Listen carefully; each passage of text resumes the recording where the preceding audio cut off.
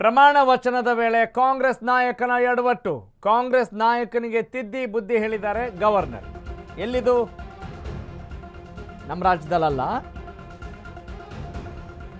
ತಮಿಳುನಾಡಿನಲ್ಲಿ ವಿಜಯ್ ಸಂಪುಟ ಸೇರಿದ 21 ಸಚಿವರು ಪ್ರಮಾಣ ವಚನ ಸಂದರ್ಭದಲ್ಲಿ ರಾಜೇಶ್ ಕುಮಾರ್ ಅನ್ನುವ ವ್ಯಕ್ತಿಗೆ ಇಲ್ಲಿ ಪಾಠ ಮಾಡಿದ್ದಾರೆ ಗವರ್ನರ್.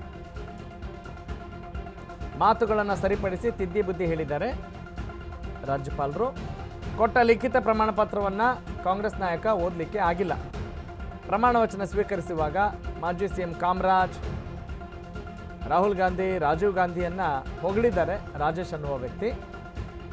ರಾಜೇಶ್ ಮಾತು ಕೇಳಿ ಮಧ್ಯಕ್ಕೆ ಪ್ರವೇಶ ಮಾಡಿ ರಾಜ್ಯಪಾಲರು ಅಲ್ಲಿ ಏನಿದೆ ಅದನ್ನು ಓದ್ರಿ ಅಂತ ಹೇಳಿದ್ದಾರೆ.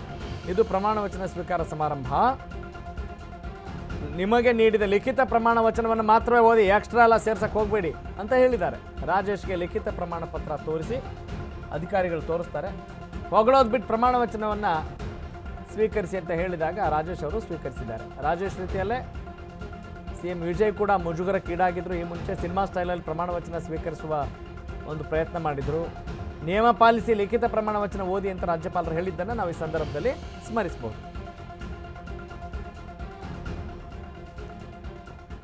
வாழ்க என்று ஆண்டோன் மீது ஆணையிட்டு உறுதிமொழிகிறேன். பெருந்தலைவர் காமராஜர் நாமம் வாழ்க, பாரத ரத்னா ராஜீவ்காந்தி நாமம் வாழ்க, மக்கள் தலைவர் ராகுல் காந்தி வாழ்க. That is not the part of your oath.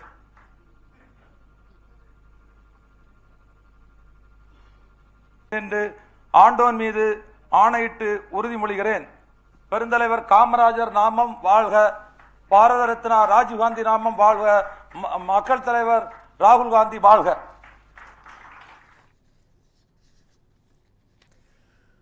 Okay, ಇಲ್ಲಿ Kamaraju, Rahul Gandhi, so and so etcetera ಅವರ ಹೆಸರುಗಳನ್ನ ಅವರಿಗೆ ಯಾರೆಲ್ಲ ಇಷ್ಟವಾಗಿದ್ದಾರೋ ಅಥವಾ ಇನ್ಸ್ಪೈರ್ ಮಾಡಿದ್ದಾರೋ ಅವ್ರ ಹೆಸರನ್ನು ಹೇಳಿ ಇಲ್ಲಿ ಪ್ರಮಾಣ ವಚನ ಸ್ವೀಕರಿಸೋಕೆ ಮುಂದಾಗಿದ್ದರು ರಾಜೇಶ್ ಅನ್ನೋ ವ್ಯಕ್ತಿ.